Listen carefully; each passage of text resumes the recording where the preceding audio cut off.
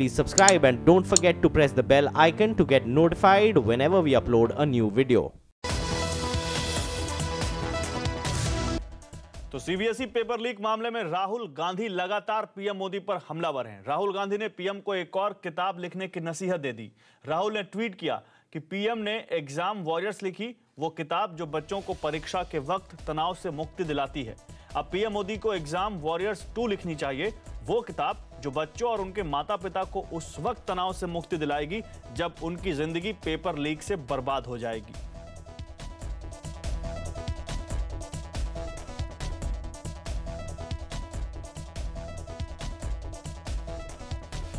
तो राजनीति लगातार जारी है इस मामले पर। उधर सीबीएसई पेपर लीक मामले में छात्रों का गुस्सा भी जारी है। 10वीं और 12वीं के स्टूडेंट्स ने आज सीबीएसई ऑफिस के बाहर जोरदार प्रदर्शन किया। छात्र दोबारा परीक्षा कराने से नाराज हैं। पेपर लीक मामले में पुलिस का एक्शन भी जारी है। पुलिस ने आज झारखंड के चतरा से 6 छात्रों को हिरासत में लिया। इस मामले में अब तक 45 लोगों से पूछताछ की गई है, जिसमें कोचिंग सेंटर के मालिक और छात्र शामिल हैं। हालांकि पुलिस अभी तक पेपर लीक के असली आरोपी तक नहीं पहुंच पाई है। पुलिस ने 24 से ज्यादा मोबाइल फोन जब्त किए हैं। क्राइम ब्रांच को शक है कि इन फोन से ही व्हाट्सएप के जरिए पेपर लीक किए गए थे।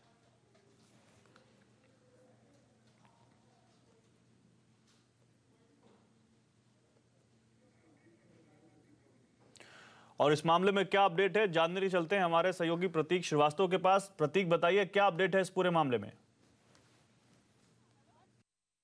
देखिए, अभी तक जो इस मामले में अपडेट है वो ये है कि क्राइम ब्रांच ने गूगल को चिट्ठी लिखी है और ये कहा है कि पेपर जो लीक हुआ है उसका ओरिजिनेटिंग सोर्स क्या है उसको पता लगाया जाए। कुछ इसी तरीके की चिट्ठी जो क्राइम ब्रांच है वो व्हाट्सएप को भी लिखने के लिए प्लान कर रही है, क्योंकि व्हाट्सएप पर भी ये पेपर लीक हुए हैं। अब तक 65 से ज़्यादा लोगों तक इस मामले में पूछताछ की जा चुकी है। 24 से ज़्यादा मोबाइल फ़ोन को पुलिस ने जब्त किया है। हालांकि अब तक इस मामले में पुलिस एक भी अरेस्टिंग नहीं कर पाई है। साफ है कि पुलिस अब तक उन लोगों तक नहीं पहुँच पाई है जिसने इस पूरे घटनाक्रम को अंजाम दिया है, जो इसके लिए मेन एक्यूज हैं। और आप इन तमाम छात्रों को देख सकते हैं जो इस वक्त उद्योग भवन मेट्रो स्टेशन के पास मौजूद हैं, और ये लोग आगे बढ़ रहे थे शिक्षा मंत्री प्रकाश जावड़ेकर के आवास की ओर, लेकिन पुलिस ने यहाँ पर बैरिकेडिंग लगाकर इन तमाम छात्रों को रोक दिया है। क्या कहना है आपका, बताइए। हमारा कहना यह है कि ये जो सरकार की जो गलती है, इससे हमको स्टूडेंट्स को बहुत ज़्यादा वो हो रहा है, नुकसान हो रहा है। हमारे जो प्लान्स थे सब कुछ कैंसिल हो चुके हैं और हम दोबारा नहीं पेपर देना चाहते हैं। उनके खिलाफ कोई एक्शन लिया जाए जिन्होंने पेपर लीक करे। इसमें हमारी तो कोई गलती है नहीं, गलती तो उन्हीं की है, तो उन्हें पकड़े क्यों नहीं जा रहे? 1 लाख बच्चे, 28 लाख बच्चे हैं, और आप खुद सोचो कि एक एचआरडी मिनिस्टर या फिर उसका किसी ऑफिस में से उसमें से किसी की गलती रही होगी, उसकी वजह से 28 लाख बच्चे क्यों सफ़र करें। और मुझे एक तो ये समझ नहीं आ रहा है, 60 साल में लोग कांग्रेस के वो बीजेपी कहती थी कि 60 साल मैं देखता हूँ 60 साल में कौन सा पेपर लीक हुआ था। अच्छा, और अगर हुआ भी होगा कोई इतने बड़े लेवल पे कोई लीक नहीं हुआ था। अब यहाँ पे देखो, कभी एसएससी एग्जाम लीक हो रहा है, कभी एनईटी लीक हो रहा है, कभी आधार लीक हो रहा है, डाटा लीक हो रहा है। मुझे समझ नहीं आ रहा। प्रधानमंत्री कहते थे कि हम चौकीदार बनाओ, चौकीदार ही वीक है हमारा। कितने साल हो गए हमारी भारत को इंडिपेंडेंस मिले, ठीक है, पर आज भी एडवांस इतनी टेक्नोलॉजी है, तब भी पेपर लीक हो रहा है। तो लानत है ऐसे इस सरकार पर लानत है। जो हो रहा है, हो क्या रहा है, ये सिस्टम इतना टेढ़ा मेढ़ा है क्या है कि पेपर लीक हो रहे हैं इतनी इजीली। आपने छात्रों की बात सुनी, इनमें साफ तौर पे नाराज़गी है। इनकी दलील ये है कि इनको आगे कॉम्पिटिटिव एग्जाम्स की तैयारियां करनी थी, इनके पेरेंट्स ने छुट्टियों का प्लान कर रखा था और सारे प्लान इनके जो है अब वो खराब होते हुए दिखाई दे रहे हैं।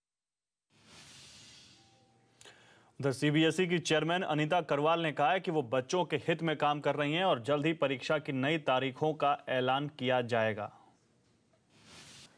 उधर बिहार में सुपर 30 नाम से कोचिंग सेंटर चलाने वाले आनंद कुमार ने सीबीएसई को सलाह दी कि पेपर्स का 2 या 3 सेट बनाएं, जिससे पेपर लीक की स्थिति में दोबारा पेपर कराना आसान हो। आगे बढ़ते हैं। वो दिन दूर नहीं जब टोयोटा मारुति की बलेनो ब्रेजा बेचेगी, जबकि मारुति सुजुकी टोयोटा की कोरोला बेचेगी। जापान की 2 बड़ी कार कंपनियां टोयोटा और सुजुकी मोटर्स ने हाथ मिलाया है। दोनों कंपनियों ने करार किया है कि भारत में वो मिलकर एक दूसरे की गाड़ियां बेचेंगी। इस बड़ी खबर पर बात करने के लिए हमारे साथ हैं हमारी सहयोगी मुग्धा मिश्रा। मुग्धा, ऑटो सेक्टर में ये बड़ा डेवलपमेंट है, क्या शर्तें करार की, कैसे होगा इम्प्लीमेंटेशन? जी डेफिनेटली ये बहुत बड़ा डेवलपमेंट है। जो बातचीत जो उन्होंने हमें अनाउंसमेंट भेजी है उसके मुताबिक हाइब्रिड गाड़ियों के लिए ये करार किया गया है। आपको बता दूं, बलेनो जो भारत से एक्सपोर्ट होती है वो हाइब्रिड एक्सपोर्ट होती है, लेकिन भारत में अभी हाइब्रिड व्हीकल्स से जिस तरह का टैक्सेशन स्ट्रक्चर है उसमें बहुत बड़ी ग्रोथ नहीं देखने को मिली है, ना बहुत सारे प्रोडक्ट्स देखने को मिले हैं। लेकिन from here on I am sure कि कंपनियां एक्सपेक्ट कर रही हैं कि हाइब्रिड पर फोकस बढ़ेगा और इसीलिए वो साथ में काम करने की कोशिश कर रही हैं। हालांकि अभी ये डिसाइड नहीं हुआ है कि क्या टोयोटा इन गाड़ियों को एज इज बेचेगी या फिर नाम चेंज किया जाएगा। इन सारी चीज़ों पर अभी डिसीजन होना बाकी है, क्लैरिटी आना बाकी है।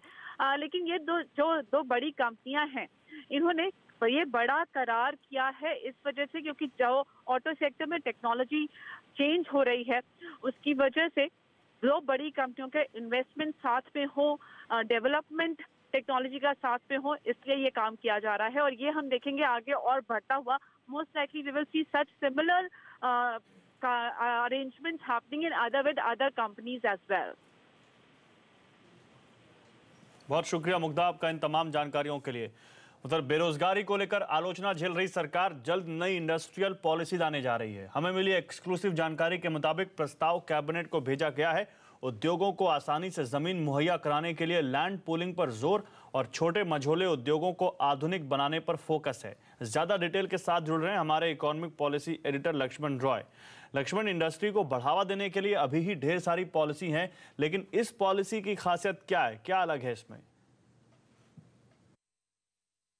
बिल्कुल आपने सही कहा, कई सारी पॉलिसीज हैं, लेकिन सरकार इस पॉलिसी को अपने नए नारे के साथ जोड़ना चाहती है, जिसमें सरकार ने बार बार दोहराया है कि हम न्यू इंडिया पर काम कर रहे हैं। तो न्यू इंडिया यानी नए भारत की नई जरूरतें क्या क्या होंगी, उसके हिसाब से हम इंडस्ट्री को विकसित करें, वो इस पॉलिसी का खास मकसद है। और इस पॉलिसी में जो 6R यानी 6R पर फोकस किया गया है, जो नई बात है और पॉलिसी से हट करके, उसमें से एक है reduce, reuse, recycle, recover, redesign और रीमैन्युफैक्चर। इस थीम पर सरकार आगे बढ़ेगी और 3 अलग अलग सेगमेंट में पॉलिसी को बांटा गया है। इसमें एक है कि उभरती तकनीक के मामले में दुनिया भर में भारत को अव्वल बनाना एक मकसद है। दूसरा मकसद यह है कि मौजूदा जो उद्योग हैं, जो इंफ्रास्ट्रक्चर है, उसको कैसे हम आधुनिक बनाएं, अंतर्राष्ट्रीय स्तर पर ले जाएं। और तीसरा मकसद यह है कि ट्रेड और मैन्युफैक्चरिंग दो अभी अलग अलग कोनों में काम करते हैं, दोनों के बीच में कैसे लिंकेज को बढ़ावा दिया जाए ताकि जो है ट्रेड और मैन्युफैक्चरिंग दोनों सेगमेंट में बहुत ज्यादा मजबूती आए। तो इस थीम के आधार पर सरकार इस नई पॉलिसी को तैयार की है और कैबिनेट के पास प्रस्ताव भेजा जा चुका है और कैबिनेट से मंजूरी मिलते ही 6 हफ्ते के भीतर भीतर इस पर अमल शुरू हो जाएगा। लक्ष्मण, लेकिन इस थीम को लागू करने के लिए सरकार क्या कदम उठाएगी?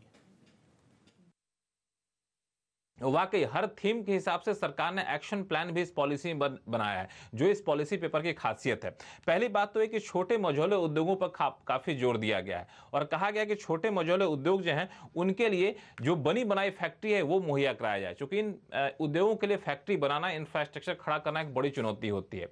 दूसरी चीज कि उद्योगों के लिए जमीन अधिग्रहण करना शुरू से एक समस्या रही है, उसको हटाने के लिए अब एक नई पॉलिसी लाई जा रही है। वो ये है कि लैंड पूलिंग पॉलिसी को लागू किया जाए, जिस लैंड पूलिंग पॉलिसी के तहत इंडस्ट्री को आसान शर्तों पर जमीन मिल जाएगी, साथ ही साथ किसानों को जमीन की बेहतर कीमत मिल सकेगी। एक बहुत नया कॉन्सेप्ट लाया गया, वो है जैसे कि हेल्थ क्लिनिक होते हैं वैसे इंडस्ट्रियल हेल्थ क्लिनिक का प्रस्ताव रखा गया है। यानी कोई इंडस्ट्री अगर बीमार हो जाती है, घाटे में जा रही होती है, तो उसको कैसे उबारा जाए, इसके लिए इंडस्ट्रियल हेल्थ क्लिनिक का प्रस्ताव इस पॉलिसी में लाया गया है। नई तकनीक, नए इनोवेशन को बढ़ावा देने के लिए कहा गया है और इसमें खासतौर से राष्ट्रीय स्तर पर एक अथॉरिटी बनाई जाए, इसका भी प्रावधान किया गया इस पॉलिसी के भीतर। रोबोट, आर्टिफिशियल इंटेलिजेंस, इन सब चीजों पर भी खास फोकस किया गया इस पॉलिसी के भीतर, ताकि आने वाले दिनों में रोजगार के मोर्चे पर सरकार जो नाकामी झेल रही है उसमें सरकार को थोड़ी बहुत सफलता मिले। अब मुझे लगता है कि अगले लोकसभा चुनाव से पहले इस पॉलिसी का ऐलान कर दिया जाएगा ताकि रोजगार के मोर्चे पर सरकार को कुछ भी दिखाने के लिए रहे। जी, बहुत शुक्रिया लक्ष्मण आपका इन तमाम जानकारियों के लिए। उधर तमाम दिक्कतों के बाद भी आने वाले वक्त में पीएसयू बैंक बेहतर प्रदर्शन करेंगे, ये भरोसा जताया है बैंक्स बोर्ड ब्यूरो के चेयरमैन विनोद राय ने। हमसे एक्सक्लूसिव बातचीत में उन्होंने कहा कि बैंकिंग सेक्टर में पारदर्शिता और स्वायत्तता देनी होगी। इसके अलावा आरबीआई के पास सरकारी बैंकों को रेगुलेट करने के लिए भी पूरा अधिकार है। आपके हिसाब से बैंकिंग सेक्टर को इस समय what is the need of the hour? देखिए, बैंकिंग सेक्टर में हमको रेगुलेशन में एक तो ट्रांसपेरेंसी लाना है, दूसरे हम लोग को कोर स्ट्रेंथ, मतलब जो हमारे प्रोफेशनल्स हैं वहाँ पे उनको कोर स्ट्रेंथ दिलानी है। तीसरे, बैंकिंग सेक्टर, जहाँ तक पब्लिक सेक्टर बैंकिंग सेटअप का सवाल है, उनको हम लोगों को इंडिपेंडेंट करना होगा, उनको ऑटोनॉमी देनी होगी, उनको प्रोफेशनलाइज करना होगा। और अगर ये कर दें और बोर्ड ड्रिवन इंस्टीट्यूशंस ये बन जाएं तो हम इस बात में कोई शक नहीं रह जाएगा कि these are very well performing institutions. क्योंकि आप देखिए 20 साल की हिस्ट्री देखिए, जितना इंफ्रास्ट्रक्चर ग्रो हुआ है हिंदुस्तान में वो सब पब्लिक सेक्टर बैंक्स ने फाइनेंस किया है। जी।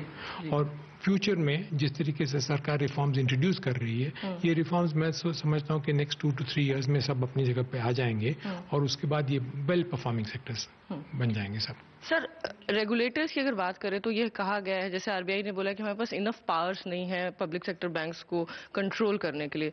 आपको ऐसा लगता है कि क्या और जो रेगुलेटर्स हैं या आरबीआई स्पेसिफिकली अगर बात करें तो they are not sufficiently powered, और ऐसा है कि पॉलिटिकल इंटरवेंशन ज्यादा है? जो इंस्टीट्यूशन की आर्किटेक्चर है उसमें पावर की कोई कमी नहीं है। और ये भी गलत बात है कि हमेशा हम इसी बात पे वो कहते हैं कि पॉलिटिशियंस इंटरफेयर करते हैं। देखिए, रेगुलेटर और क्लाइंट के बीच की जो रिलेशनशिप है वो बरकरार होनी चाहिए, उसमें ट्रांसपेरेंसी होनी चाहिए। अगर वो बरकरार रहे तो डिलीवरी में कोई दिक्कत नहीं होगी।